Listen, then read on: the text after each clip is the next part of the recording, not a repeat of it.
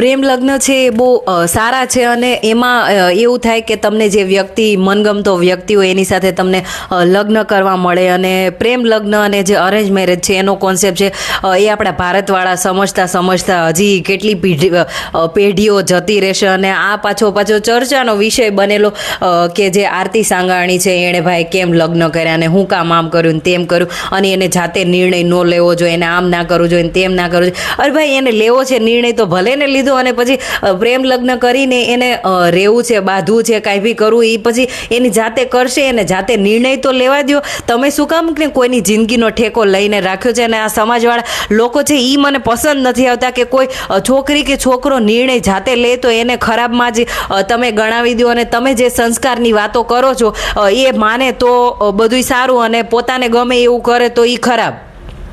અને કિંજલ દવેની વાતમાં એવું થયું કે ભાઈ એણે ઇન્ટરકાસ્ટમાં એને સગાઈ કરી, તો પણ એમની તમે સિચ્યુએશન જુઓ, એમની સ્ટોરી છે એ સાંભળો કે બંનેને શું વાંધો છે અને એમણે શું કર્યું છે. તમે જાતે તમારા વિચારો ઉપજાવી લો કે આવું હોય ને તેવું હોય ને ફલાણું ઢીકડું અને છોકરીઓને આમ કરવું જોઈએ ને તેમ કરવું જોઈએ, છોકરીઓને ભણાવાય નહીં ને આમ ને તેમ. તો ભણાવી એટલે જ તો એને ખબર પડી ને કે ભાઈ એટલા વર્ષે મારે કોઈ કયા છોકરા સાથે લગ્ન કરવા જોઈએ, શું કરવું જોઈએ. અને ભાઈ અને પ્રેમ લગ્નમાં જેવું થાય છે એવું અરેન્જ મેરેજમાં એવું જ છે.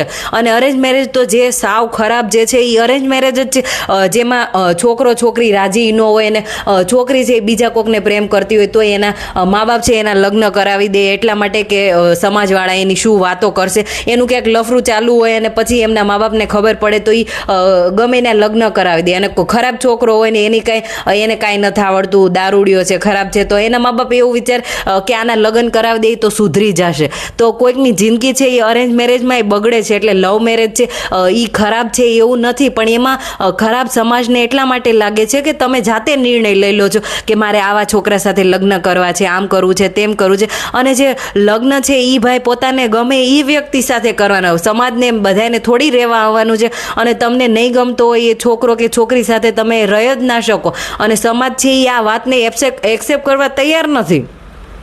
અને ભાઈ અરેન્જ મેરેજ વાળા જે છે એ તો એક્સ્ટ્રા અફેર રાખે અને બધું ખરાબ કરે છે. તો એ લોકો કે આ સંસ્કાર છે.